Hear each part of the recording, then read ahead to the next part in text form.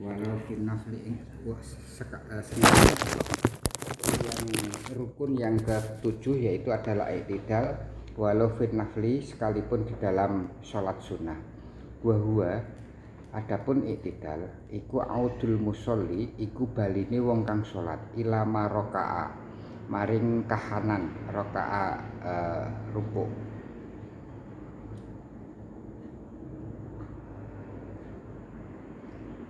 Ilama roka'a marang barang kang rukuk minhu saking min qiyami au qu'udin saking wong kang salat ngadeg au qu'udin utawa wong kang salat lungguh wa yajibu mongko wajib alayak sidayan to maksud bil i'tidali kelawan i'tidal ghairahu liyane i'tidal wa alayak sidalan ora nejo bil i'tidali ghairahu lan nejo sapa wong kang salat i'tidal nalikane i'tidal fi i'tidali kelawan i'tidal ghairahu liyane i'tidal. Jadi ketika orang beri'tidal dari rukuk ke i'tidal itu kalau kemudian berdirinya itu bukan karena nyejo untuk beri'tidal maka i'tidalnya tidak sah. Umpamanya kalau kemudian i'tidalnya karena kaget atau kemudian menghindari apa begitu tidak sah. Jadi ketika i'tidal juga mensengaja untuk beri'tidal. Kalau sakit begitu mau i'tidal, aduh. Nah, Yo. pada waktu kemarin i'tidal itu batasannya adalah apa? Batasannya kedua tangan itu sampai pada lutut gitu. Jadi bagi orang yang tidak bisa kemudian menekuk punggungnya karena untuk i'tidal dia bisa sholat dengan duduk atau kemudian sholat dengan mendungkluk ke lehernya saja. Jadi sambil duduk jadi i'tidalnya tidak kemudian pakai punggungnya tapi cukup dengan kepalanya saja begitu. Itu bagi yang tidak bisa kemudian membungkukkan tubuhnya itu. Karena beberapa orang kan kalau sudah tua, terutama yang ibu-ibu itu rentan dengan hal itu karena ya melahirkan macam-macam itu lebih sering tulang belakangnya memang melengkung gitu. Jadi kalau dengan demikian maka bisa kemudian sholat dengan duduk, terutama yang sudah sangat tua sekali. Tapi kalau hanya umurnya baru 70, 80 belum sampai segitu, kecuali memang punya penyakit yang begitu. Wa amar raf'u anapun utawi ngadeg tangi minar ruku'i saking rukuk fa huwa mongko utawi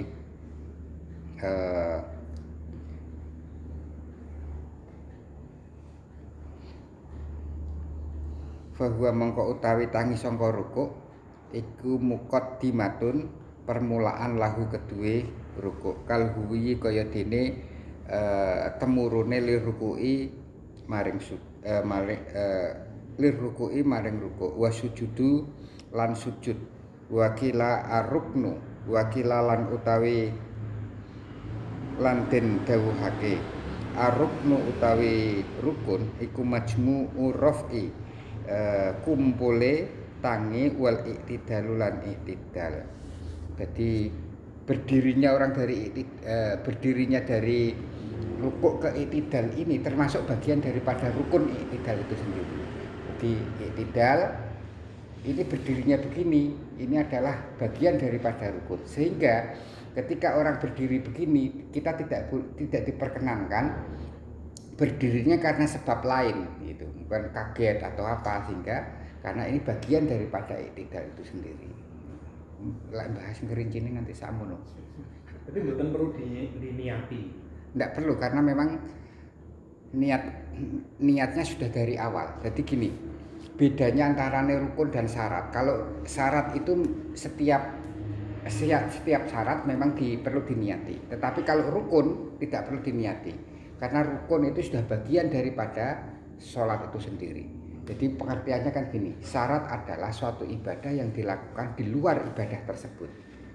Kalau rukun bagian daripada ibadah, bagian juz'un min ibadati, bagian daripada ibadah tersebut. Gitu. Di sholat itu rukun ana baca Fatihah, sujud, ruku dan lain sebagainya itu bagian daripada sholat, sehingga niatnya sudah include pada waktu sholat yang pertama. Tapi kalau wudhu itu kan sebagai syarat, maka dia butuh niat. Wa yusanu dan disunahake ayakula yen to ngucap fi raf'i nalikane ngadeg sami Allahu liman hamidah. Lho iki kan wis diwaca. Wis terus kira apa. Fi raf'i sami Allahu liman hamidah wa fil i'tidalihi nalikane ing dalem i'tidal Rabbana lakal hamdu maca Rabbana lakal hamdu milkus samawati wa milkul ardi wa milku ma syi'ta min syai'in ba'du. Wa yada fi tahqiqi wa yada lan nambahi fi tahqiqi ing dalam tahqiq hamdan kasiran mubarakan fihi. Rabbana lakal hamdu mil'us samawati wa mil'ul ardi wa mil'u ma syi'ta min syai'in ba'du hamdan kasiran mubarakan fihi. Iku tambahan. Umpamane diwaca kaya ngono ya ora apa-apa.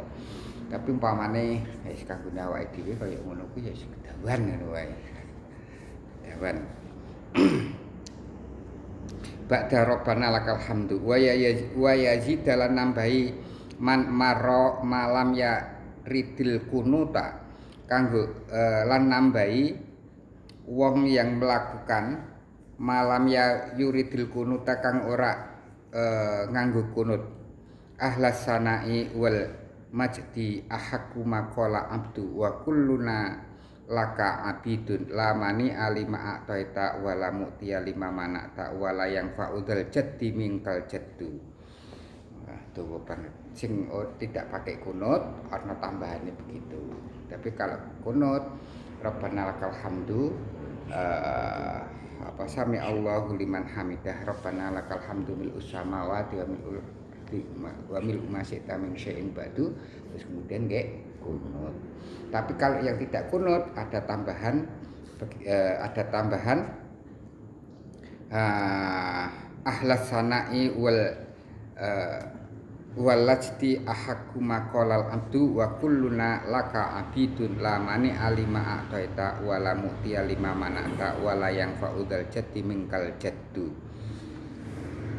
Wa faminu utawi kang kaping 8 iku tumakninah fihi ing dalam tumakninah ay fil i'tidali di dalam i'tidal walau sajada senajan toh sujud sapa wong sumasakan nuli ragu-ragu hal tamma ana toh aku mau wis sempurna i'tidale aula utawa durung sempurna apa i'tidal suma'a atma'anna mongko kari tumakninah wujuban mongko wajib summa sajada nuli sujud. Jadi tumakninah berdiam sesaat dalam setiap rukun itu adalah bagian daripada rukun. Jadi rukuk tumakninah, i'tidal tumakninah. Ini bagian daripada rukun-rukun setiap rukun-rukun tersebut. Oleh karena itu tumakninah itu disebutkan sebagai pada rukun yang 17 daripada rukun sholat itu. Atasi utawi kang kaping 9 as-sujudu marrataini yaitu sujud 2 kali. Ai fi kulli rakaatin ing dalam saben-saben setiap rakaat wa yusanu dan den sunahake ayakula yen to ngucap fi ing dalam sujud subhana rabbiyal a'la wa bihamdi waqat warada an utbah waqat warada lan wis sumber nyumber warada itu artinya jadi ana lemah terus kemudian ana plukutuk keluar airnya itu jenenge warada. Tapi wardun itu bisa diartikan dengan bunga mawar. Ma'ul wardi itu berarti banyu mawar gitu. Jadi bisa diartikan sesumberan, bersumber daripada Utbah.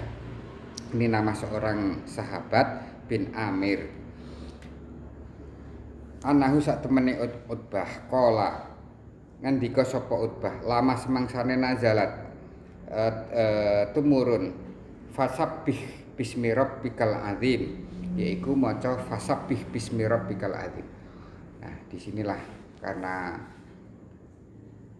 sholat itu sendiri merupakan deskripsi dari para sahabat-sahabat, maka seringkali sholat itu antara sahabat satu dengan sahabat yang lain ini redaksinya sangat berbeda. Oleh karena itu hadis yang paling kuat itu adalah hadis kauliyah. Jadi Kanjeng Nabi ngendikan itu berarti hadis kuat. Tapi kalau hadis di mana Kanjeng Nabi melakukan, sahabat kemudian melihat terus mendeskripsikan ini tingkatannya yang nomor 2 gitu. Terus kemudian baru tingkatan yang ketiga yaitu adalah hadis takririyah. Hadis takririyah itu sahabat melakukan suatu tindakan, Rasulullah tahu dan Rasulullah diam. Ini maka disebut dengan hadis takririyah. Jadi hadis qauliyah itu contohnya sholu kama ra'aitumuni usolli sholatan. Terus kemudian itu Kanjeng Nabi ngedikan sendiri. Sementara kalau kemudian kaifiyah tentang apa yang dibaca di dalam setiap ruku sujud ini, karena sahabat itu kemudian mendeskripsikan, maka posisinya ada di bawah yang kauliyah tersebut. Baru kemudian hadis yang kemudian disebut takririyah, di mana Rasulullah melihat sahabatnya melakukan dan Rasulullah diam. Itu umpamanya kok kemudian antara kauliyah dengan takririyah kok kemudian ta'arud bertentangan, maka yang dikuatkan yang kauliyah. Kalau kauliyah itu tidak termasuk syariah gitu Pak, syariah. Lah semuanya syariah itu. Yang takrir, yang pendeskripsian sahabat itu juga syariah, ya. Jadi yang disebut syariah itu adalah, jadi gini, rijalu tasrik. Rijal itu artinya laki-laki, tasyri' itu yang membuat syariat. Pembuat syariat itu cuma hanya 2, yaitu Allah dan Rasulnya. Gitu. Allah itu melalui kitab sucinya, Rasulullah melalui hadis-hadisnya. Lah apa itu hadis? Hadis itu adalah segala sesuatu yang dinisbatkan kepada Kanjeng Nabi Muhammad, baik perkataan, perbuatan maupun takrir. Itu disebut dengan hadis, nisbatkan kepada Kanjeng Nabi.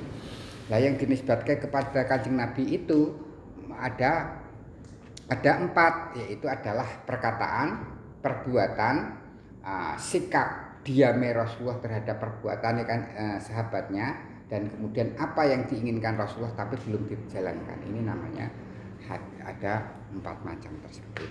Semuanya itu disebut dengan syariah. Cuman begini, syariah di dalam perkembangan ilmu pengetahuan ke hukum itu mengalami perubahan makna. Kalau itu bentuknya soreh jelas disebut syariah, kalau bentuknya dzon itu disebut fikih. Gitu. Jadi contoh yang soreh itu jelas adalah berkenaan dengan bagaimana kita sholat, itu jelas. Bagaimana kita sholat, maka sholatlah kamu sebagaimana kamu melihat aku sholat pada suatu sholat tertentu. Nah itu jelas. Berarti nek ora kaya ngono tidak sah sholatnya, atau kemudian bisa dikatakan bid'ah. Nah, hal yang demikian ini disebut dengan syari'. Tapi ada yang kemudian yang tidak jelas, umpamanya gini.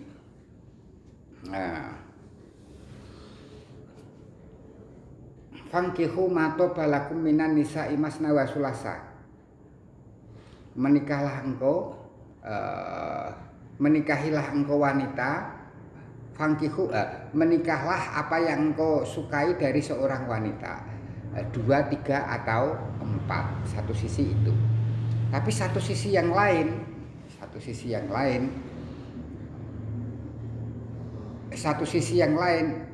Rasulullah beristri lebih dari 4. Satu sisi yang lain, sahabat-sahabat yang lain juga beristri lebih dari 4. Tapi satu sisi yang lain, Kanjeng Nabi memerintahkan sahabatnya untuk menceraikan istrinya dan meninggalkan yang 4. Jadi cerai itu ono perintah juga. Jadi ono sahabat yang lain istrinya banyak, dia suruh menceraikan, sisakan yang 4 gitu. Maka para imam-imam mazhab ini berbeda pendapat di dalam menentukan berapa seorang laki-laki boleh poligami. Kalau didasarkan ayat fankihu ma taba lakum minan nisa'i masna wa sulasa. Kalau diartikan masna itu 2, wa sulasa 3, wa ruba'a dan 4, itu maknanya kan 2, 3 dan 4. Dan di situ berarti kalau menikahnya bareng atau 2 dulu, baru kemudian 3 dulu, baru terus kemudian 4 dulu. Apa? 2, 3, 4. Itu kan menjadi pertanyaan toh itu. Fankihu minan nisa'i masna wa sulasa. Masna 2. Wa sulasa dan bukan au itu. Kalau au kan artinya atau itu. 2 dan 3 berarti 5. Wa ruba' dan 4 berarti 9. Maknanya kan bisa menjadi begitu. Tapi kalau masna au sulasa au ruba'a beda lagi, wis jelas itu. 2 atau 3 atau 4 kan begitu. Yang satu malah nggak ada ya? Nggak ada, nanti bid'ah itu. Namung setunggal ya. Napa meneh? Jomblo.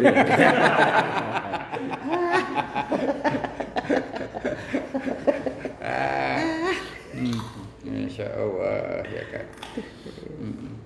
Nah itu belum arti dari kata masna. Masna itu kalau kemudian artinya 2 kudunya isnain, salasa itu artinya 2. Kalau masna itu artinya 2. Berarti kelipatan maknanya murakkab. Berarti kalau 2 berarti 2 kali 2 berarti 4. Wasulasa 3 berarti 9. Waruba'a 4 berarti 16. Kan lagi banget.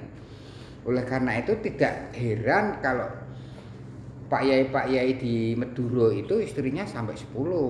Wow, istimewa. Karena memahaminya ayat begitu. Nggih. Itu. Mboten salah juga nggih. Ya, lah itu yang disebut dengan fikih. Karena teks agamanya tidak sharih. Nah, yang sharih kayak kemudian solu kama ra'aitumuni usolli sholatan itu sharih. Berarti kalau sakliyane cara yang diajarkan Rasulullah ya mesti bid'ah.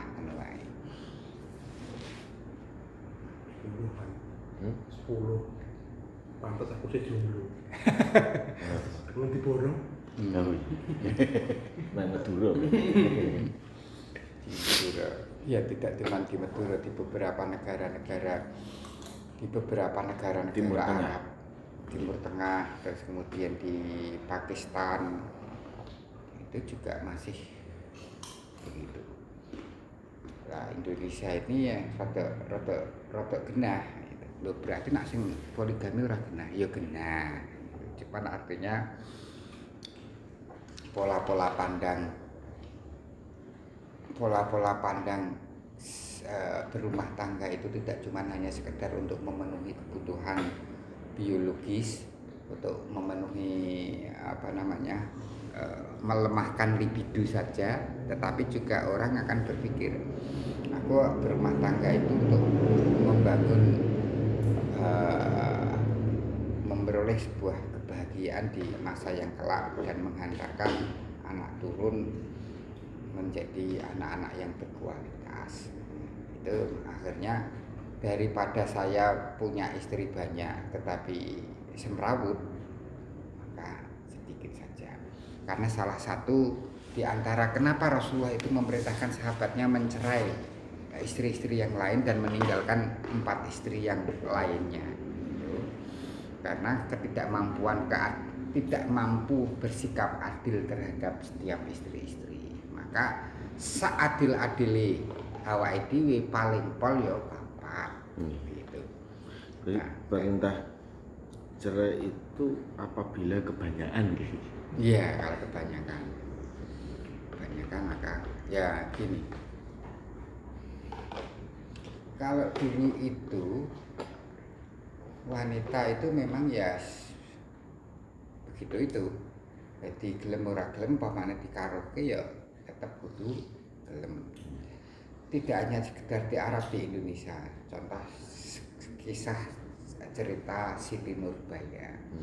Kisah cerita R.A. Kartini sendiri itu kan istri yang ketiga.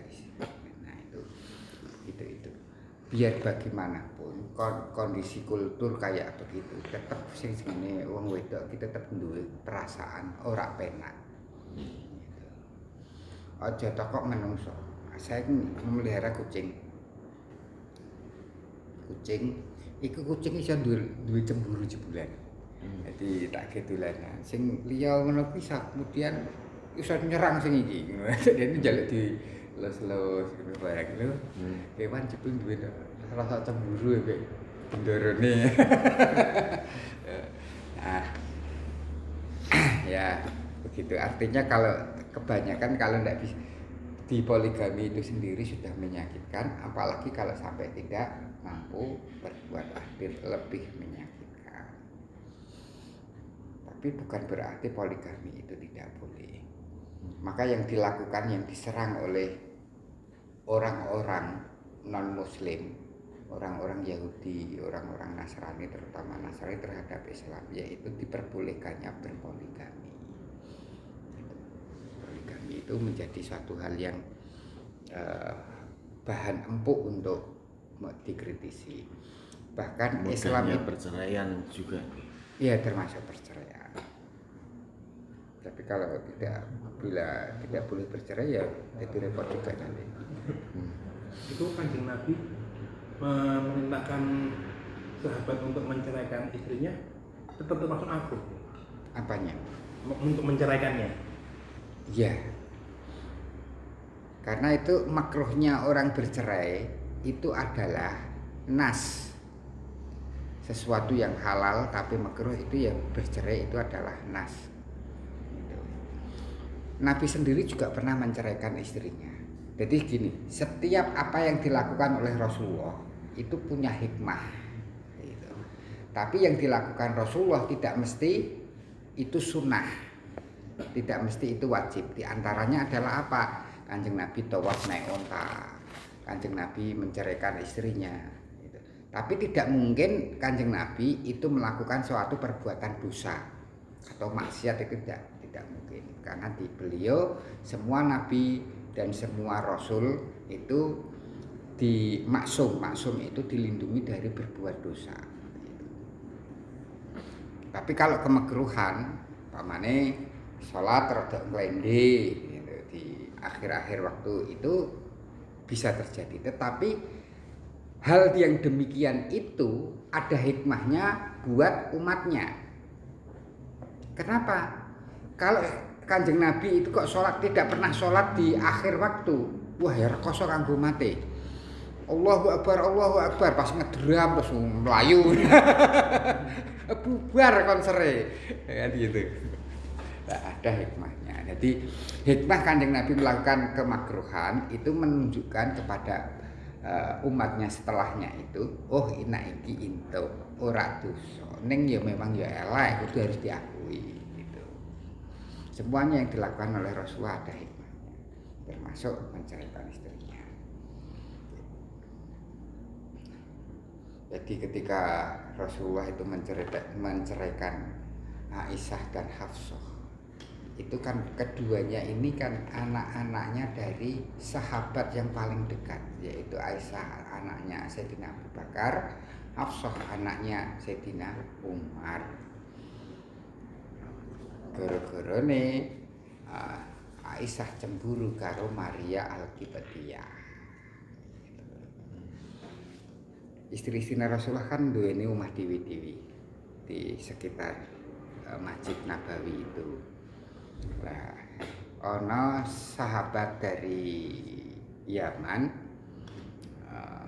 membawa anaknya di kon ngepek Rasulullah, wah enak tenan ya.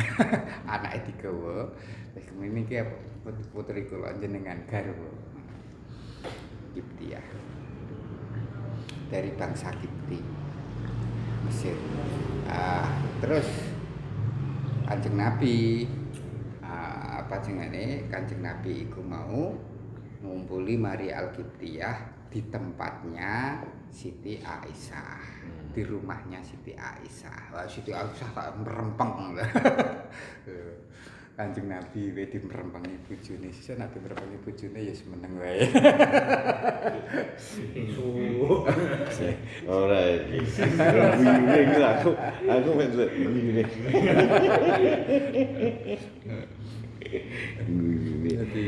Wis ngrasane. Tidak hanya sekedar merempeng.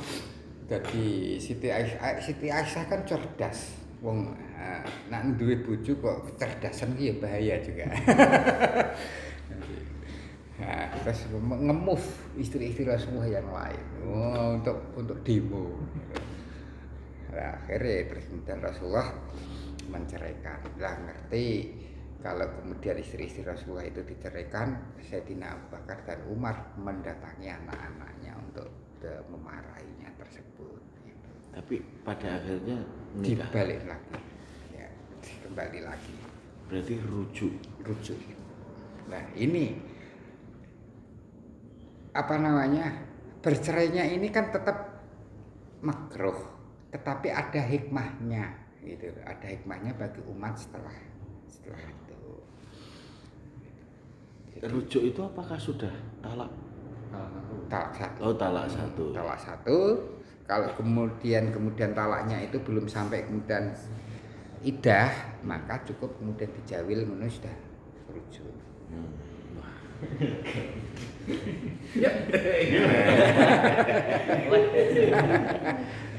Kecuali kalau sudah lewat idah harus melalui akad nikah lagi.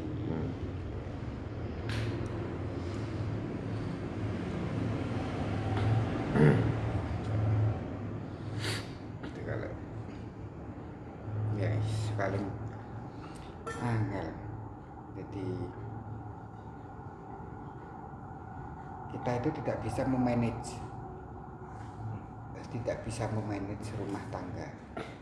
Jadi di dalam berumah tangga itu serahkan mbek Gusti Allah. Sesuk kaya apa iki berumah tangga serahkan mbek Gusti Allah.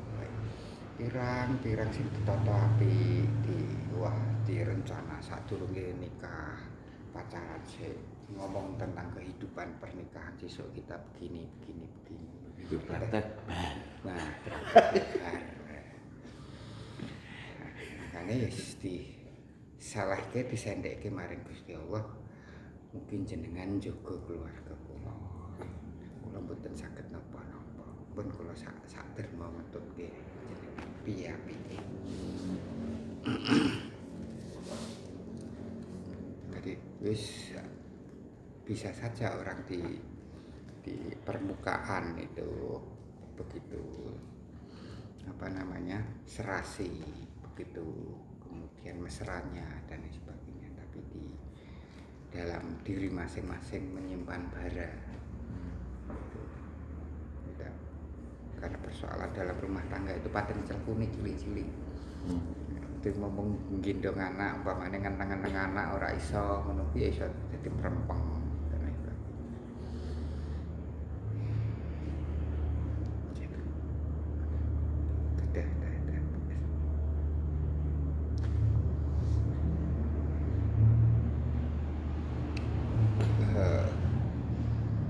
Luweh dalam persoalan apa ya, persoalan maisha, penghasilan itu sing menjadi pemicu banyak segala hal.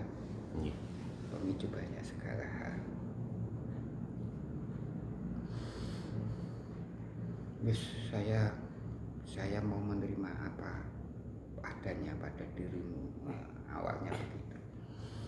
Kan harus dijalani itu kudu telung dino ora mangan, listrike nunggak. Akhirnya ya tetap cinta, tetapi melihat apa yang dilakukan oleh pasangannya. Sing janjane dudu masalah cilik, dudu masalah gede, tapi dadi gede. Mergo merempangnya pikiran. Apalagi tiap hari ketemu gitu. Ya, tiap hari ketemu bosan suwe-suwe. Lah sing apik ya kadang ketemu Tak mau ketemu kowe. Iya Pak. Nah, ini KPI kan. Dina iki ketemu iki, dina iki. Lah. Kuwi lho, harmonis. Dina iki ketemu liyane. Apik. Sing berlairan.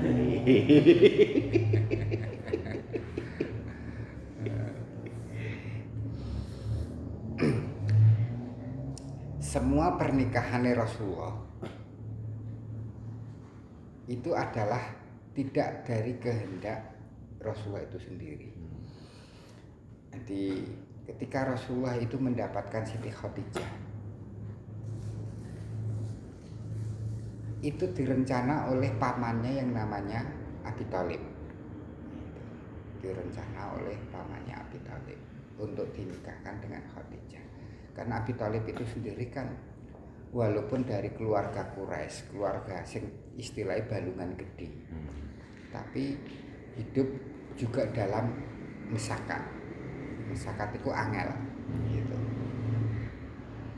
Setelah kakeknya Rasulullah itu meninggal dunia, kan beliau ikut sama pamannya, yaitu ayahnya Sayyidina Ali itu. Jadi Rasulullah kan yatim piatu. Setelah yatim piatu diopeni mbahe Abdul Muthalib. Ambahe meninggal dunia. Terus iki melu sapa? Cek cilik banget melu Pak Lee. Yaiku ayahnya Sayyidina Ali. Nah, Abu Thalib iku sendiri anaknya akeh, bojone ya akeh. Dadi kanggo makannya sehari-hari itu juga rada kesulitan. Oleh Pak Lee kuwi mau wah wis kaya ngene iki, makane terus kemudian dijak-jak kon nyambut gawe ketika Abu Thalib dadi buruh dagang ning nggon Sam. Iku Kanjeng Nabi dijak ning kono, kemudian bertemu seorang pendeta ning ngone Sam yang menceritakan bahwa kelak ini akan menjadi seorang nabi. Jika umur saya ini cukup datangnya kenabian, maka saya akan orang yang beriman. Maka kamu cepat-cepat pulang. Sebetulnya ayahnya Sayyidina Ali itu tahu kalau ponakannya itu memang sudah tertulis di dalam Injil maupun Taurat. Terus akhirnya dibawa pulang. Dia tidak kemudian meneruskan perdagangannya. Perjalanan pulang dari Sam menuju ke Mekah itu tidak ringan, artinya tidak murah gitu. Padahal dia belum berhasil kemudian berdagang gitu. Yang lainnya meneruskan, dia sama ponakane pulang gitu. Siti Khadijah itu punya Pak Lee seorang pendeta Nasrani yang menerjemahkan Injil. Orang yang pertama kali menerjemahkan Injil ke dalam bahasa Arab ini adalah Pak Lee Siti Khadijah. Nah, di dalam Injil itu sudah diterangkan. Makanya ketika pamannya Kanjeng Nabi yaitu Abi Thalib itu datang kepada Khadijah supaya ponakane itu mbok diwara-warai dagang ngono. Siti Khadijah semrintil. Padahal Siti Khadijah itu sudah dilamar oleh Abu Jahal. Gitu. Namanya Umar aslinya. Abu Jahal. Lah Siti Khadijah kenapa kok memilih Nabi Muhammad daripada Abu Jahal? Padahal Abu Jahal itu sudah jelas kaya, seorang pemimpin, seorang penggede Quraisy, penggede suku Quraisy itu. Secara status sosial sangat bagus sekali. Tapi Kanjeng Nabi Muhammad anak yatim, ijek umure 20, Siti Khadijah umure 40. Menarik. 20 tahun, tapi memilih Kanjeng Nabi karena dia tahu tentang cerita kisah yang dikisahkan oleh Pak Lee tersebut tentang Nabi akhir zaman. Gitu. Akhirnya gelem ditompo. Gitu. Ditompo untuk dinikahkan dengan Kanjeng Nabi Muhammad. Terus lahir dalam masa penantian. Hampir saja Siti Khadijah itu putus asa. Dari 25 menjadi 40 itu masa yang sangat berapa? 16 tahun. 15 tahun menanti. Lho jari niki Nabi kok ora dadi nabi.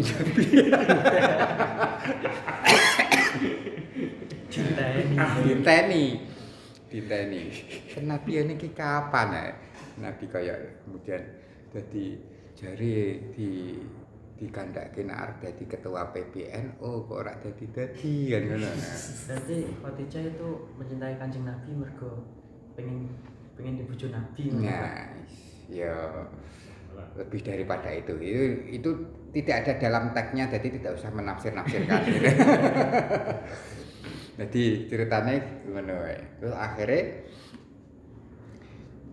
manakala Kanjeng Nabi Muhammad itu prihatin terhadap kaumnya itu kan kaum barbar macam-macam. Beliau suka kemudian menyendiri khalwat di Gua Hira. Itu Siti Khadijah yang menyiapkan bekal makan. Itu disiapkan. Nah, ketika pulang dari Gua Hira terus kemudian berdodok minta diselimuti. Terus diselimuti itu orang yang ketut kene nggon Gua Hira. Iqra ya Muhammad, Iqra bismi rabbikal ladzi khalaq. Kanjeng Nabi Muhammad tulang cek ngetutke nggo burine we. Wong putih-putih. Itu pertama kali Kanjeng Nabi Muhammad ketemu dengan malaikat Jibril.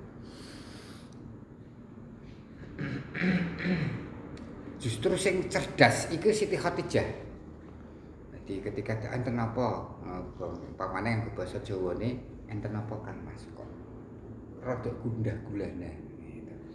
Iki lho kok ditutke wong putih. Mboten enten sapa-sapa kok. Lah kuwi ning kok ngarep lawang. Wis biasa ngono wis. Duduk-dudukan. Siti Khadijah itu cerdas. Iki kok yo tenan apa ora yo. Aja halusinasi. Nah, Siti Khadijah itu ketika Kanjeng Nabi Muhammad dikemuli, malaikat Jibril, ya ayyuhal mudassir kum fa'andir, wahai orang yang berselimut. Loh, wahyu kok munine ngono. Rada lucu ya Quran iki, wahai orang yang berselimut kum fa'andir. Maka berdirilah gitu. Siti Khadijah iki narik roke nganti kelihatan bukune. Tasih ana teng mriki, wis ora ana. Jadi ikulah kenapa kemudian malaikat sing gawa inspirasi, malaikat sing gawa wahyu iku ora gelem mlebu omah nek awake dhewe iku mau udo biji. Itu malaikat Jibril iku gitu. Wanita atau pria? Ya pria termasuk wanita.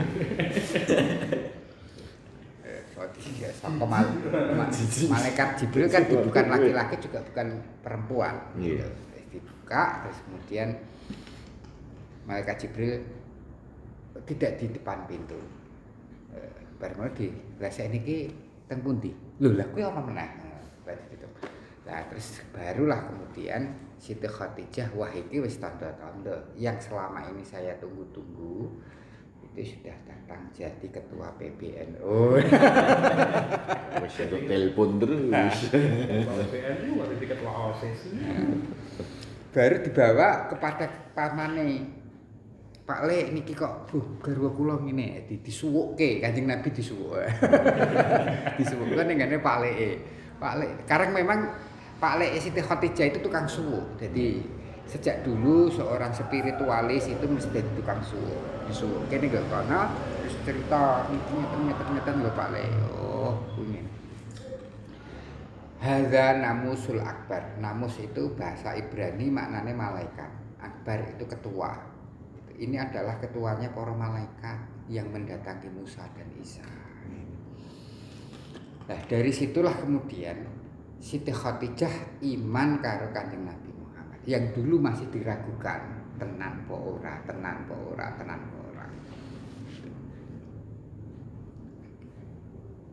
Sehingga dapat dikatakan dalam tarikh bahwa orang yang pertama kali masuk Islam ya Siti Khadijah. Yang kedua adalah Sayyidina Abu Bakar. Nah, kenapa Abu Bakar kok demikian ujuk-ujuk begitu saja ketika ada kabar tentang Kanjeng Nabi Muhammad menerima wahyu terus dia percaya. Umpamanya saya ngomong, aku itu wahyu, kok yo percaya. Ora percaya. Namanya Bayu. Pamane Khadijah iman betul Pak. Apa nih? Pamane Siti Khadijah. Ya iman karena dia mengimani Injil. Berarti termasuk pertama masuk Islam. Dalam sejarahnya tidak dicatat begitu. Karena yang namanya Islam itu sing jenenge Islam yaitu adalah yang pertama bersyahadat karena dia tidak bersyahadat. Kalau imannya iman karena dia mengimani Injil dan Injil menyatakan bahkan kemudian pernyataan bahwa Nabi Muhammad ini benar-benar nabi ya dari pamane itu. Cuman persoalannya apakah dia termasuk orang Islam? Dikatakan sebagai Islam apabila dia bersyahadat dan lain sebagainya itu. Nah, gue tak terangke antarane Islam yang hakiki dan Islam secara hukmi. Itu terus ke cerita niki mau terus tekan iki mau. Abu Bakar. Oh, Abu Bakar ini di kalangan masyarakat Arab dia terkenal sebagai pentakbir. Pentakbir itu tukang memaknai kahanan-kahanan.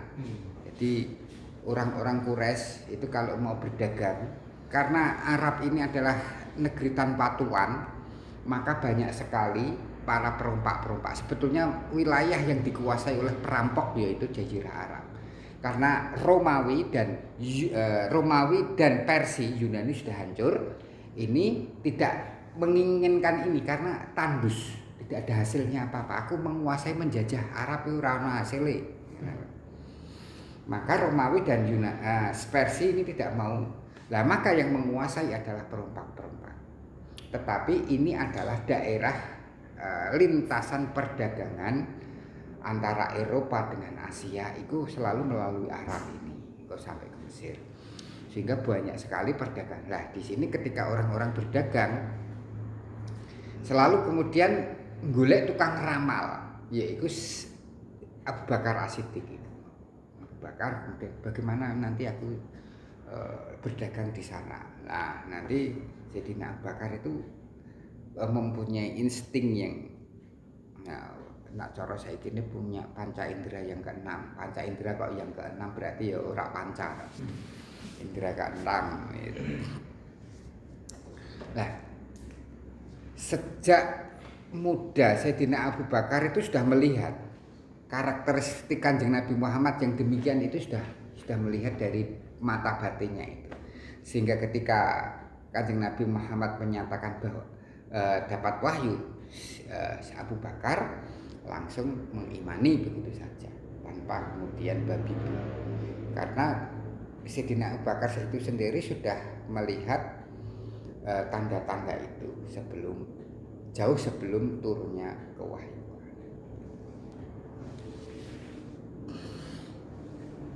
Lah, orang beriman kalau nih dulu mungkin kita pernah di kitab Kasifatus Saja juga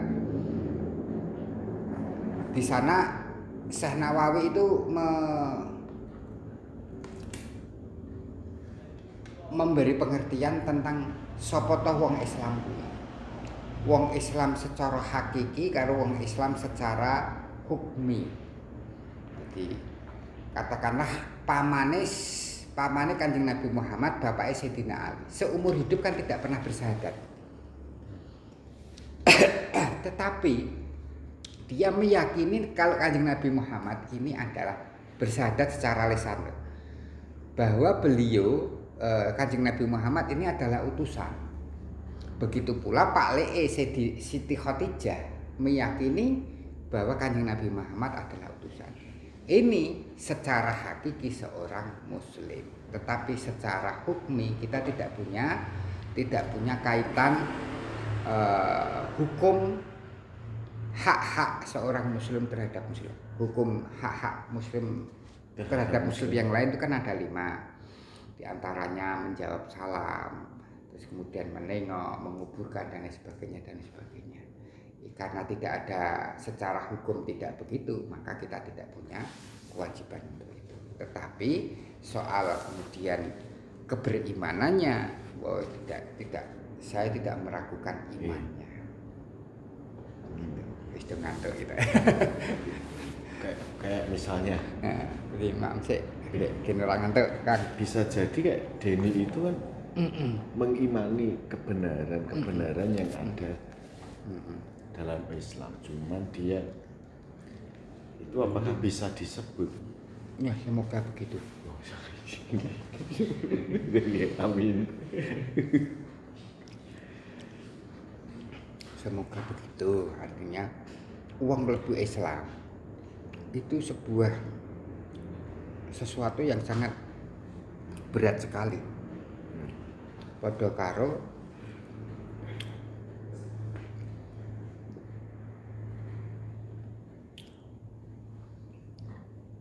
seorang pangeran mencintai seorang wanita dari kelas sudra, bukan kuangalan banget. Padahal di lingkungannya kudu ngene. Akhirnya banyak pangeran-pangeran putra mahkota yang melepaskan hak-haknya sebagai putra mahkota hanya sekedar untuk menikahi seorang wanita dari bangsa sudra, kelas sudra itu.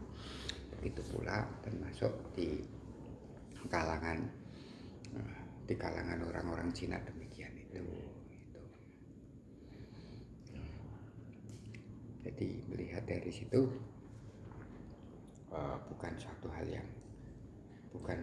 yang tidak mungkin kalau Denny itu juga mengimani kebenaran. Banyak orang iman kepada Islam bermula dari hal-hal yang sepele-sepele, makanya Islam begini. Lah kadang-kadang wong Islam itu sendiri dinilai berdasarkan perilaku menungsani. Staca itu kan sering bertanya, Pak, Om Yai, iku kok ya ada begini. Ono guru pondok pesantren kemudian menzinai santri-santrinya sampai 9 selama 5 tahun. Itu jadi persoalan. Jadi itu nyokot nih pikirannya Caca, pacarnya si Denny itu. Itu nyokot di kepalanya orang banyak. Jadi koyok nih kok Islam kok koyok ngono. Jadi sekolahan padahal itu lembaga pendidikan Islam kan begitu. Pertanyaannya itu. Lah sekarang mulai ono sajen ditendang gitu. Jadi tadi malam saya ngaji ada pertanyaan itu. Terus kemudian saya nyatakan begini di pengajian. Nak mereka kok sakit hati. Saya bisa memahami aku ngono. Di pengajian, ada pertanyaan bagaimana dengan orang kan di sosmed kan perang itu. Saya bisa memahami mereka sakit hati. Aku sing podo-podo Islami ya lara atiku kok. Mergo Islam digambarkan di luar Islam itu koyo ngono kuwi mau. Ora iso ngatasi secara bijaksana terhadap persoalan yang demikian itu. Kenapa harus kemudian ditendang kan gitu. Kenapa harus dibuang gitu. Bola liar. Apalagi sosmed. Nah, itu maka apa yang mereka lakukan, wong Islam itu mau telah memberi gambaran terhadap agama saya, gitu. Agama datuk-datuk saya sesuatu yang tidak baik. Walaupun itu sendiri masih diperdebatkan secara fikih. Nah, soal kemudian saji itu kan mensaji. Lah ini kan sajen loh ini. Nah, sajen. Kata mensajikan gitu. Kalau soal makani, makani kucing, makani wedhus, macamnya kan biasa. Bahkan makani jin itu biasa. Iku nak jin sing dipelihara. Kalau jin ora dipelihara tidak makani. Sing biasane nak iku ora jin kok. Jin ora gelem dikono. Biasane bajang. Sing golek pakan bajang. Lah awake dhewe kongkonan ki mesti bayar. Kongkonan iki bayar. Dan njaluk tulung meskipun ukurane njaluk tulung iku mesti ana upahe. Ya aja pisan-pisan njaluk tulung. Nah, jaluk tulung.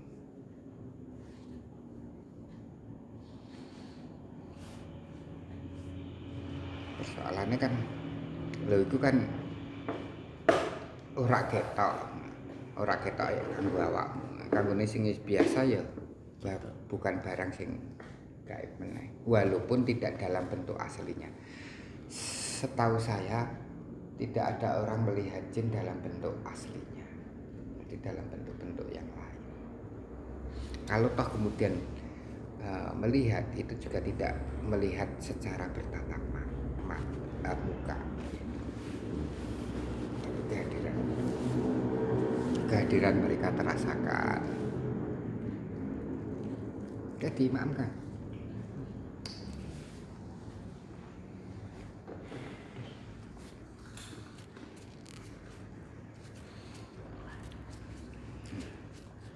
Awake dhewe lek dakwah terhadap mereka wong-wong kuwi mau dengan perbuatan kita, bukan nganggo omongan wis ora pandang. Diomongi apa meneh kok kemudian dalil dhewe ora patek percaya. Jadi nganggo sikap begini itu ora usah nganggo omongan wis ora. Nggih.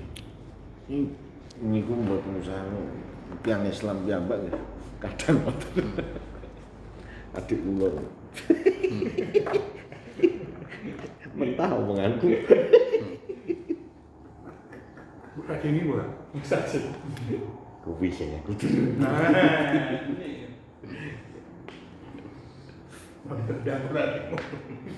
Sajane cetok nek kuwi.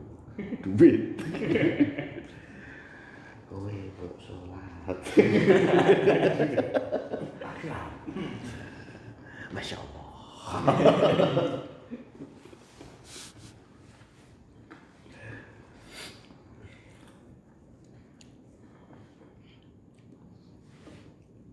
Ninggone Denny itu kan tidak baik, ada yang stylishnya yang muslim juga. Oh, stylish salon. Salonnya itu tukang potong-potong itu yang muslim. Jadi melihat sikap-sikap yang demikian itu juga bukan kok kemudian dia sebagai muslim, keluarga muslim tak delok-delok. Jadi orang pengen ngerti dekne iki piye kuwi kan asalnya tanya dari mana kan gitu dulu. Oh daerah kene iki memang daerahnya wong-wong keplinteng kan gitu. Oh, dari asalnya dari daerah-daerah kantong-kantong muslim. Tapi kok artinya memang dalam perjalanan hidup kan berbeda-beda. Kalau kemudian kecil hidup di kantong muslim biasanya orang sekolah Arab, sekolah iki kan mengenal Islam dengan baik. Soal kemudian besarnya, dewasanya, kemudian dia hidupnya kayak apa kan enggak masalah. Itu sendiri ketika melihat berita-berita tentang Islam kayak gitu ya kemudian kayak antipati ya. Oh, Islam kayak gini. Jadi nak dek terus kemudian ayo wong sing salat wae kayak ngono. Orang-orang sing kayak ngono ku biasane sing gedhe-gedhe ke salat. Salate sedekahe gedhe-gedhe ke. Gawe nutupi kelakuan. Jadi ini akhirnya apa? Imbasnya nih sholat iku dhewe gitu loh. Imbasnya alang sholat yo koyo ngono. Ora dadi apike kehidupan gitu. Kan akhirnya gitu. Itu kan hanya sekedar lip service karo as-sholatu tanha 'anil fahsya'i wal munkar. Salat itu mencegah perbuatan rusak dan perbuatan yang keji. Padahal juga tidak menutup kemungkinan seperti kasus apa itu sebenarnya pondok pesantren apa bukan yang mencabuli? Bukan kan? Itu malah cenderung ke ngene PKS. Ya kayak semacam sekolah Tahfidz. IT Ya, betul. Di agama lain kan juga banyak seperti cerita-cerita Romo yang banyak menghamili biarawat. Cuman kan yang itu tidak diangkat. Begitu ada berita itu ada. Nah, kenapa di kita tidak ada kayak gitu seperti langsung digas terus? Kalau itu tidak ada, ya tentunya itu ada di wong itu kasusnya sudah lama, 5 tahun yang berselang. Perbuatannya atau Ya, kasusnya ini masuk ke kepolisian? Pihak kepolisian sudah lama tahu. Berarti sudah laporan itu sudah 5 ada. tahun yang lalu. Itu kan kadang dibekukan. Oh. Supaya polisi kuwi mau untuk kemudian piye supaya ya digrengke meneh. Dan kemudian diprosesnya lebih mudah. Polisi tidak kesalahan pamane itu. Kan gini. Jadi orang-orang PKS, orang HTI, orang IM, Ikhwanul Muslimin, itu dua lembaga-lembaga, tetapi kekurangan sumber daya. Jadi wong sing ngajar, sing mulang.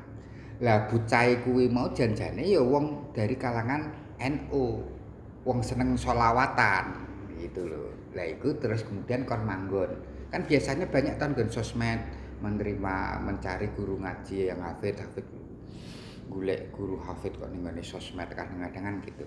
Karena memang dia nanti ditempatkan, dia suruh ngopeni lembaga-lembaga itu. Posisi walaupun dia nenek ninggok kono pamane dadi Pak Yai ini, dan ini sebetulnya dia ini kacung gitu loh. Nggih. Jadi di lembaga itu gitu. Pak Yai ini di Kiai dan lain sebagainya itu Ustadz jadi ketua macam-macam. Nah, karena ada struktur yang lebih tinggi daripada ketua itu. Gitu. Lah dekne nang manggon kok kono karo santri-santri wedok samben dinane gitu. Kan ya ngelu to. Apik, Bos. Gitu. Satu istri tidak cukup. Nah, disitulah persoalannya begitu. Kasus-kasus itu sebetulnya ya tidak hanya sekedar itu Yang tidak terdeteksi juga banyak. Memang setan itu menggodanya justru di wilayah-wilayah. Justru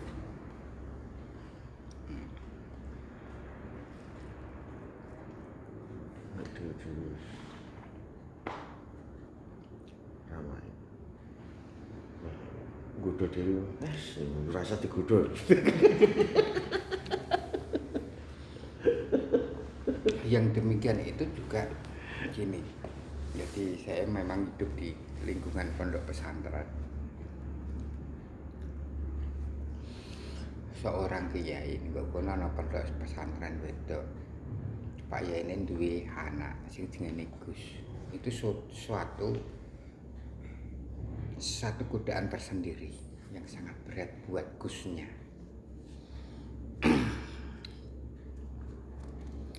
Jadi siji ya kelakuannya sombong dan lain sebagainya itu umum, kemaki, kemelinti. Pemenah ana doktrin-doktrin dalam agama tentang kemudian menghormati guru lan keluargane. Wah, nah kanggo bocah cilik-cilik kan ya dadi kaya itu senjata kanggo menjajah to itu. Satu sisi itu. Nah, tidak jarang dari gus-gus itu juga kemudian kelakuannya juga enggak bagus. Pondok-pondok pesantren.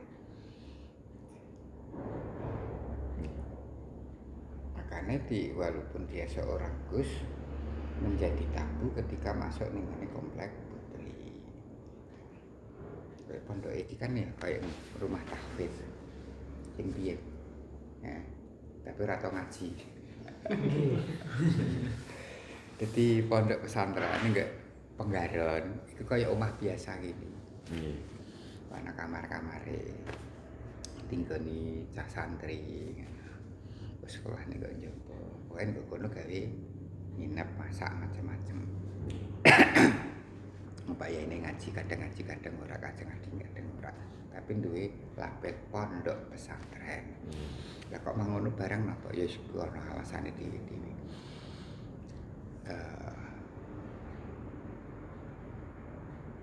Lah sing di yang terjadi ya kayak pondok-pondok semacam itu. Jadi pengelolaannya masih pengelolaan secara personal, tidak pengelolaan secara kolektif. Untuk memungkinkan itu. Memang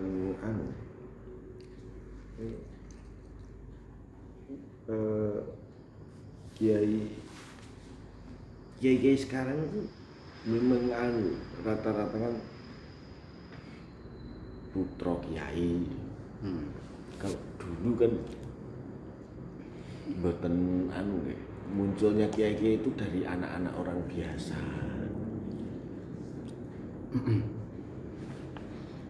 Justru.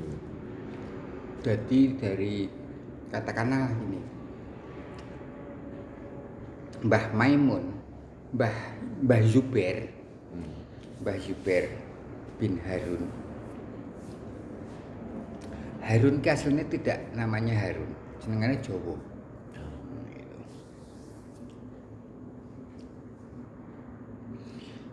Mbah Zubair, bapaknya Mbah Maimun, ini dikenal sebagai Kiai Anyar. Kenal Kiai Anyar, baru dikenal.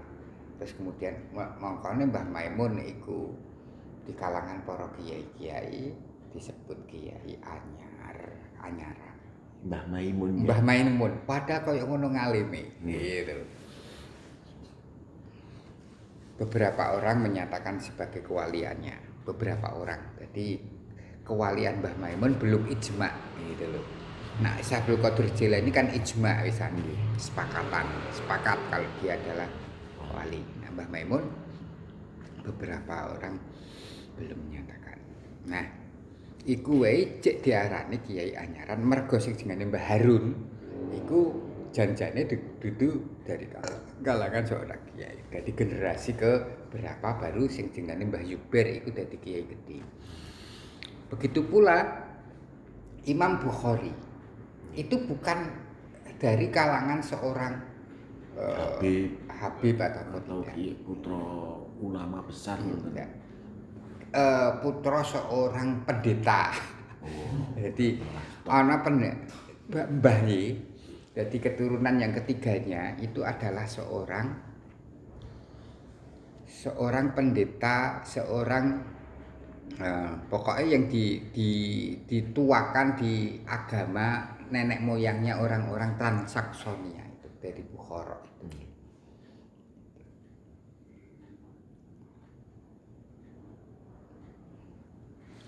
ya sing kiai asli ya sing fungsine habaib kuwi. Tapi biasanya habaib ku bingung ngurusi politik. Kenapa para habib itu justru yang kemudian jadi wong alim-alim malah bukan dari keluarga habaib. Gitu. Karena para keluarga habaib bingung, energinya habis untuk berpikir tentang politik. Akhirnya yang tidak bermain politik seperti Ali Zainal Abidin ini adalah kalangan para habaib sak pinter-pinter sak ngalim-ngalime dari keluarga Ahlul Bait ya Ali Zainal Abidin. Karena beliau melihat ayahnya dibeleh der. Terus akhirnya dia lari dari dalam kondisi masih kecil loh gue. Jadina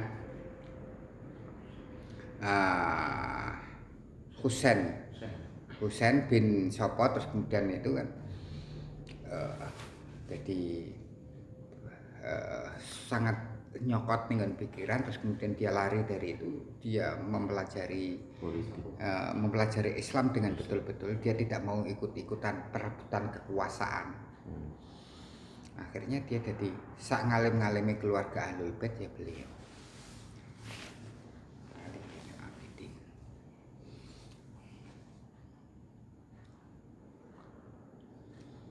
Habis itu ya terus sampai sekarang.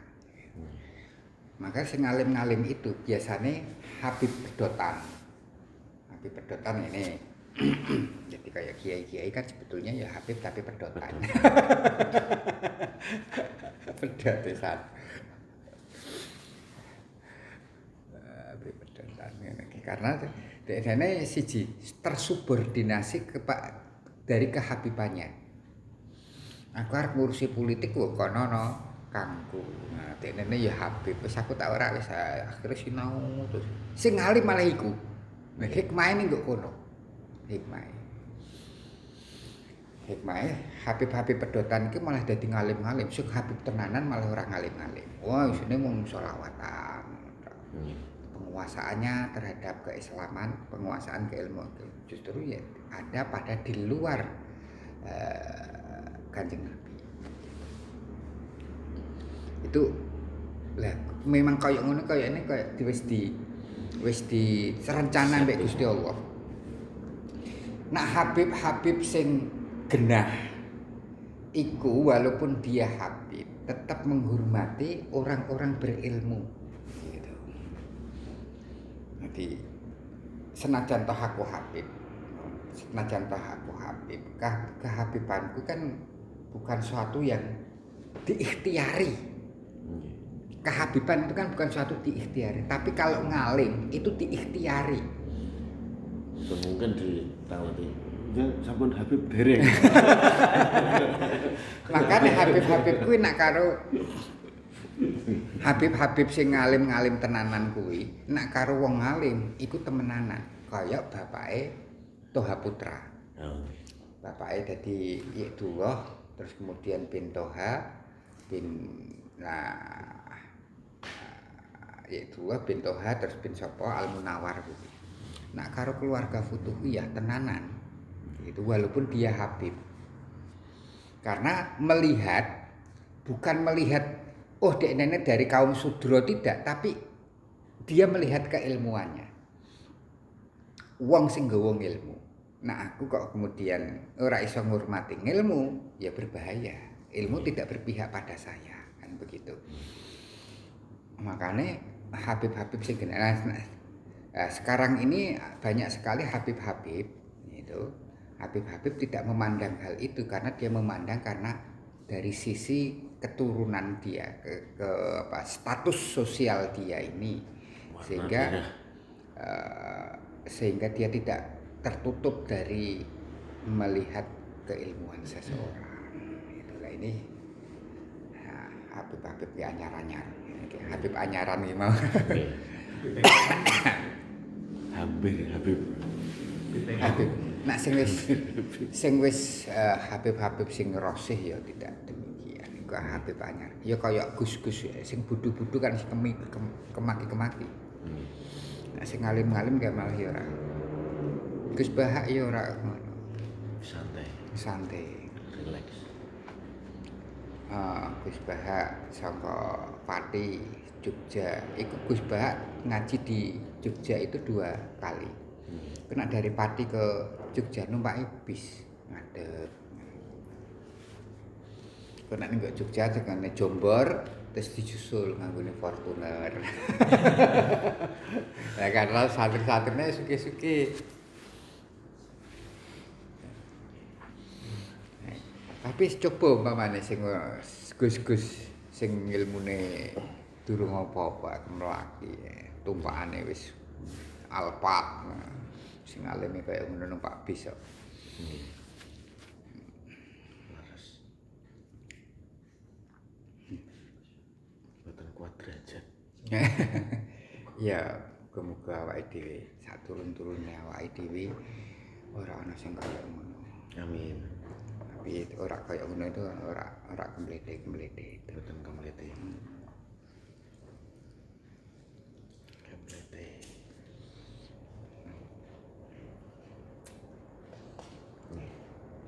Dereng Habib to. Sebelum Habib. Bib niku bib pedot tadi. Nggih, hampir.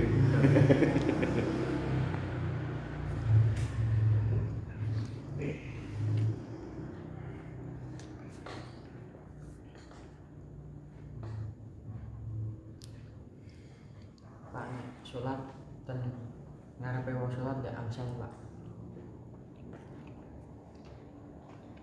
Mbok papatke ning raine tes. Nempel lo. Piye gambarane piye gambarane? Kan ten masjid kan enten jamaah. Ya kula niku telat. Pas kula mlebu masjid niku lagi rampung salate sing barisan ngarep memburi sebelah pinggir wonten mun telas ya. Ya aku langsung maju ning ngarep. Langsung salat memburi tapi jangan ngomong salat do telat-telat lah. Ya sah salate. Ini ora sopan kowe. Mikire kula kan ngarep kosong desi ngoten. Ya ora apa-apa. Sah salate. Nunggu sopan nek meh dijelaske meneh ya sisan kowe mbok walik madhepmu. Sisan ora sah. Sing sholat kok kudu salaman iki tapi kok iki. Sisan ora. Kata sopan itu adalah dalam pandangan masyarakat Jawa. Masangan wong Arab ora kaya ngono. Wong Arab kita linggih ngene. Kene. Mlaku ki sirah iso dingenekke. Set.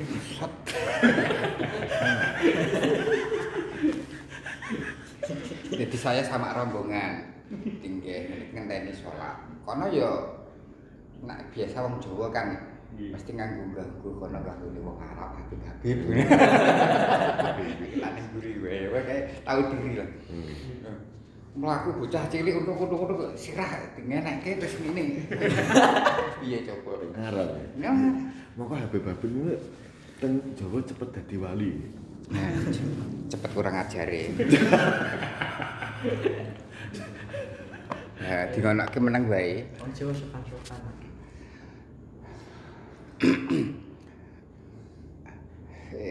Aku cerita sama ibu cerita kayak gini. Wah, zaman biyen tahun 78 ibu saya sama bapak saya haji itu. Ana wong Arab gelut. Cah cilik-cilik gelut. Nganti gojros-gojros wis ora iso. Wah, Usara iso cekeli ngono balik ngono. Wow, telung-telan. Nah, bingung iki pilih arep misah. Siji arep misah engko kena pukul atau piye ngono. Akhirnya bapak saya kan dalam kondisi sakit ginjal. Haji. Haji. Jadi sebelum berangkat haji itu kan sempat ditunda beberapa. Sebetulnya ikut kloter Semarang malah ikutnya kloter Purwodadi karena masuk rumah sakit Laborjo. Habis pulang dari Telagorejo langsung pemberangkatan terakhir, jadi pesawat terakhir. Itu haji yang pertama kali pakai pesawat kayaknya. Sebelumnya pakai kapal. Lah, bapak saya ke dalam kondisi kayak ngono, ndelok kayak ngono terus maca sholawat ala Muhammad. Nah, wonge loro namati bapak saya. Terus kemudian do pisah karepe dhewe-dhewe. Bapak, lho ki piye to? Lucu. Ya Allah, pengarap. Isin mbek Nabi. Ya, isin mbek Nabi. Jadi wong Arab itu tidak pernah bersatu kecuali dua perkara. Satu yaitu adalah Shallallahu ala Muhammad. Yang kedua adalah Ummi Kulsum. Ummi Kulsum itu penyatu bangsa Arab.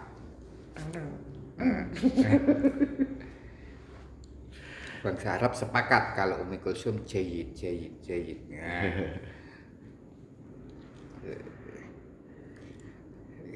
Ceritanya Gus Mus bangsa Arab itu tidak pernah bisa bersatu kecuali dalam dua hal, yaitu Kanjeng Nabi Muhammad, yang kedua Ummi Kulsum. Nah sekarang ini Kanjeng Nabi Muhammad dengan Arab dhewe ora pateko. Kanjeng Nabi Muhammad dhewe ora pateko karena sekarang di Jazirah Arab, di beberapa negara-negara Uni Emirat Arab sudah trennya itu menjadi orang ateis. Ummi Kulsum itu menjadi pemersatu itu karena syair-syair. Iya, karena lagunya. Bukan lagu ya, syair. Syair. Saya pusing saya sempat berusaha seharian itu ya hampir 24 jam mencoba dengar itu untuk aku enggak memahami Apa maksudnya? musiknya itu pusing sendiri ya. Tapi bagi orang-orang yang paham bahasa Arab, Kulsum itu memang bukan secara musikalitas, tapi memang kekuatan ini. Saya enggak cari kalau ada teks-teks terjemahan dari Ummi Kulsum itu saya mau itu kan. Kalau ada Itu ya nak terjemah harus orang yang ahli sastra. Gus Mus itu pernah mengadakan lomba menerjemahkan syair lagune Ummi Kulsum. Nanti dapat saruk saya. Wah, sing Gus-gus Jawa Timur, aku juga ikut melu. Tapi ora menang. Bahasanya kan angel itu. Bahasa syair jahiliyah gitu.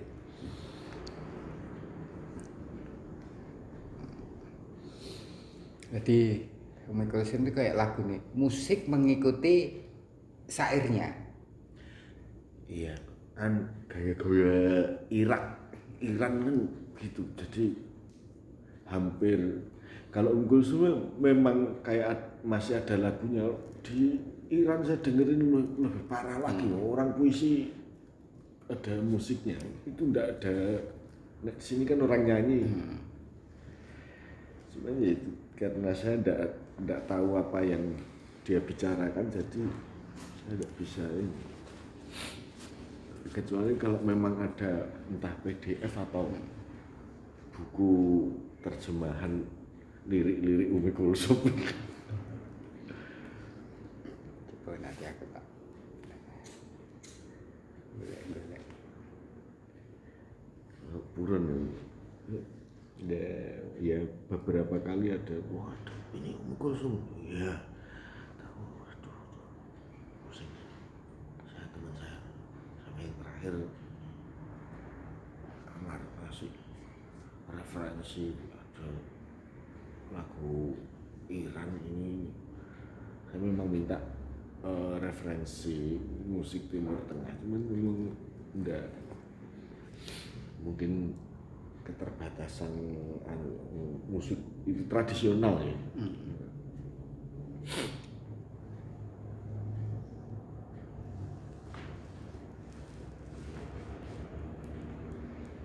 mungkin bagi orang-orang yang bisa tahu maksud dari liriknya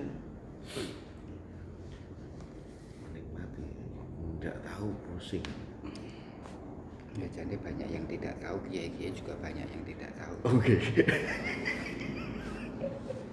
bahasa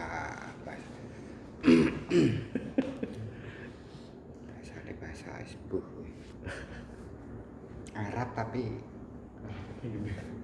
jangankan kok kemudian yang Umi Kulsum sing bahasane bahasa Arab kuno, sing lagu-lagu dangdute umpamane dari Syria itu, jenis apa yang banyak di YouTube itu aja kemudian juga di ngoke ngono ditengkleng-tengkleng di kuping. Bahasa Arab apa to kuwi? Sing tidak hidup di daerah Arab ya sangat kuping. Angel dirungokke diterjemahke karepe apa? Saktan Nabi saktan ki opo.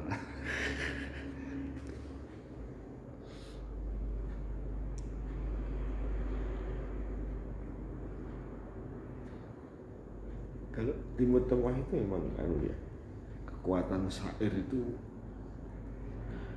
bahkan bisa meruntuhkan mental perang lawan dalam peperangan.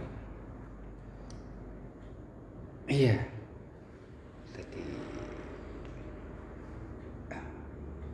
Jadi karena negarane daerah tandus yang demikian itu yang bisa mau dibanggakan apa? Kalau tidak kemampuan untuk berkata-kata. Umpamane kayak ning gone daerah Jawa dibanggakan sawahe ombo, sapine pirang-pirang gitu. Nah, karena harus dibanggakan. Ya, satu kebanggaan kalau orang mampu menyusun kata-kata yang bagus, yang mampu ketika dibacakan kemudian mampu menusuk di dalam saraf yang paling dalam. Gitu. Jadi seandainya ada seorang yang hatinya sekeras batu, dia kok kemudian bisa menangis hanya karena mendengarkan syair, berarti syairnya indah gitu. Tapi kalau seorang yang begitu lemah, begitu aljuben itu penakut, tapi mendengarkan syair dia bisa kemudian mengangkat senjata untuk membela negaranya, umpamanya syair-syair Palestina itu, wah itu berarti syairnya bagus. Terus pidatonya Bung Tomo. Ya, Bung Tomo. Kayak Pak Harto, kayak Pak Karno. Pak Karno itu nak pidato ya ngeri itu. Jadi saya aliyah itu pertama kali mendengar pidatonya Pak Karno. Jadi saya itu sak kamar di pondok dengan Yahya Stakuf, Bang Yahya sekarang, Gus Yahya atau Kiai Yahya itu. Sama temannya Bang Yahya dari Sospol UGM, jenenge Rustam Hari. Itu punya koleksi kaset pidato-pidatonya Pak Karno. Nah, dengan pondok kan tidak boleh bawa radio macam-macam, tapi dia bawa sing biyen pakai ngene itu lah Pak itu. Walkman itu. Yang kaset itu. Punya buku-buku tentang komunis, padahal dekne ketua IMM, Ikatan Mahasiswa Muhammadiyah itu. Nah, itu sing ngrungokke iki ya menarik. Jadi pas pada waktu pidato Maulid Nabi di Istana Merdeka, Pak Karno bercerita tentang negara Kuru, negara Utara Kuru. Negara Utara Kuru adalah Lore Negoro Kuru. Negara ini adalah negara yang tenang, tentram. Ada panas tapi tidak menyengat, ada dingin tapi tidak membuat menggigil. Makmur. Toto titi tentrem kertora harjo gemah ripah loh jinawi lir kadya siniram banyu suwindu lawase. Woi bahasane enak to. Apakah kita akan menjadi bangsa yang seperti ini? Wah, itu kan pikiranku wis di setting sih. Apakah kita akan menjadi bangsa yang seperti ini? Jawabannya apa Pak? Tidak. Wah, balik meneh kok ngene. Diceritakan negara kurung koyo ngene apike kok apakah kira-kira rak ya ngono? Apakah kita akan menjadi bangsa? Tidak. Kita akan menjadi bangsa yang terus-menerus digembleng oleh keadaan, digembleng oleh sejarah. Karena bangsa-bangsa yang maju, wah cerita tentang Romawi, tentang Yunani, tentang Persia, perang-perang itu. Kita akan menjadi bangsa yang terus-menerus digembleng oleh sejarah, digembleng oleh keadaan. Jadi kan itu masa revolusi itu. Meger-meger kayak manuk beranjangan kopat kapit. Bisa menarik Pak karena kuwi. Jadi nyusun-nyusun katanya, mulak-malik ke di kayak gambaran sing enak-enak. Apa awake dhewe kayak ngono. Ayo ora, lho kok ora piye? Mergo nek awake dhewe iki arep dadi gedhe, iku mesti ya kudu tiba. Ya arep sono papit ya kudu tiba. Nah, kayak ngono terus akhirnya dimanjakan oleh kahanan. Nah, awake dhewe dimanjakan oleh kahanan. Negara-negara liya do delosoran nalikane tahun 98 mergo krisis ekonomi. Indonesia ya delosor tapi ora nganti parah banget. Sing delosor itu orang-orang perkotaan. Orang-orang migran. Kalau orang-orang desa, orang duwe duit dene jek iso mangan. Tapi kalau orang perkotaan, orang duwe duit ya ora mangan tenan. Kang, sebenarnya yang memunculkan energi itu intonasi kita berbicara atau isi dari apa yang dibaca, kompleksitas dari itu semuanya. Jadi intonasi dan lain sebagainya. Tapi kalau intonasinya mendayu-dayu tapi isinya tidak apa-apa kan ya tidak mengena toh. Tidak ngeremet-remet pikiran. Jadi kena pidatonya Pak Karno kan ngeremet-keremet. Bar cerita enak-enak terus kemudian pitakonan jebule jawabannya ora kaya ngono. Lho kok kaya ngono piye? Bagaimana dengan sholawat misalnya? Sholawat itu sepertinya datar. Iya, bahkan kita tidak tahu artinya kok. Kalau diartikan kan datar-datar.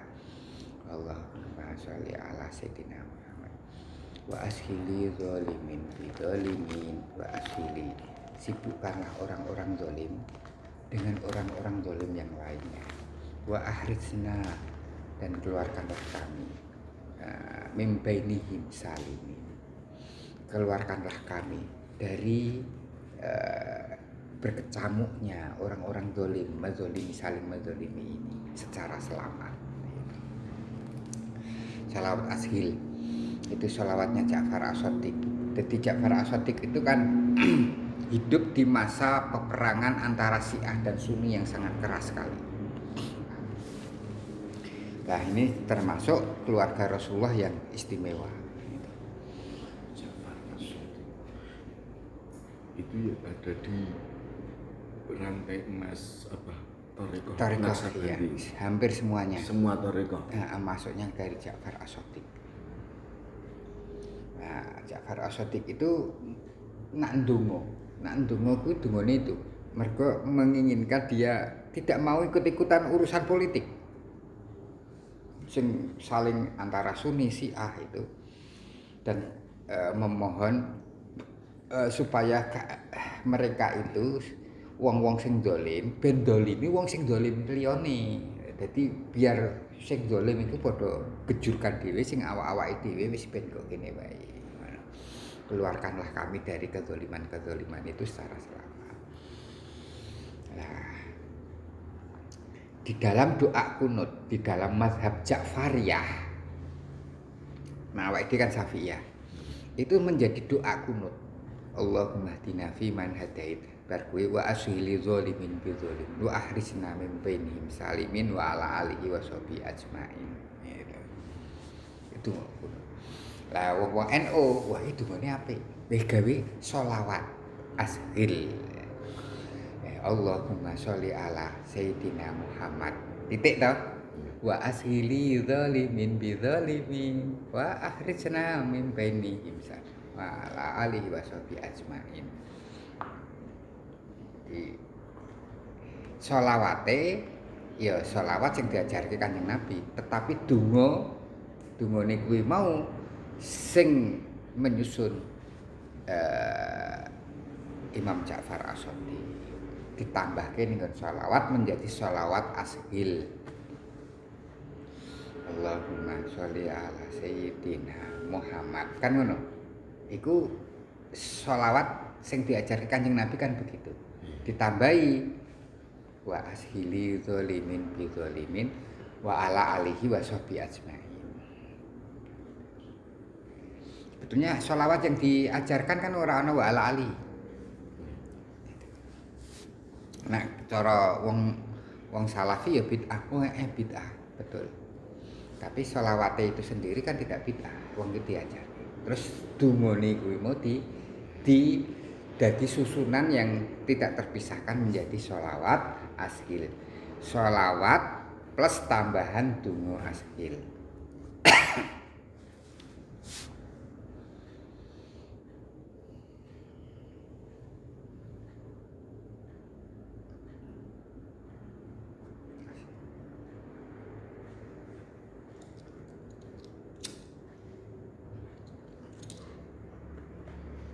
Yes, rasa.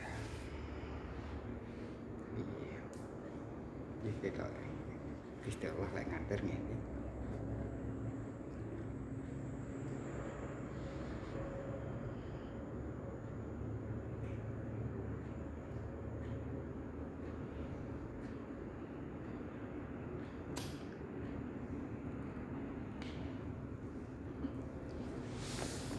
Nganter kan. Yes, berharap rantai.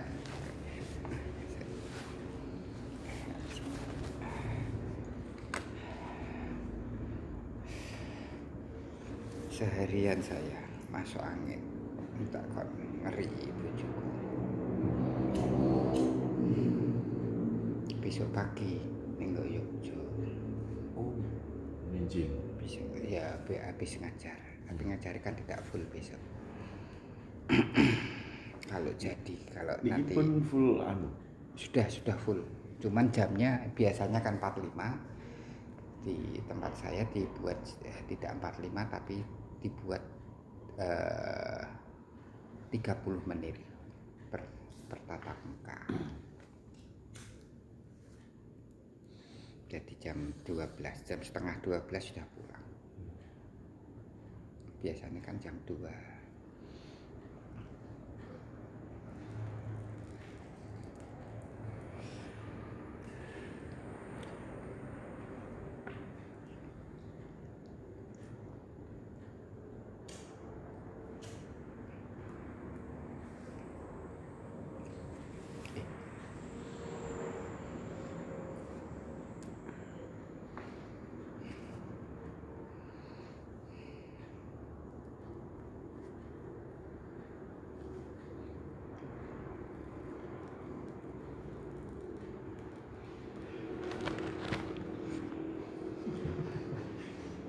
Apa?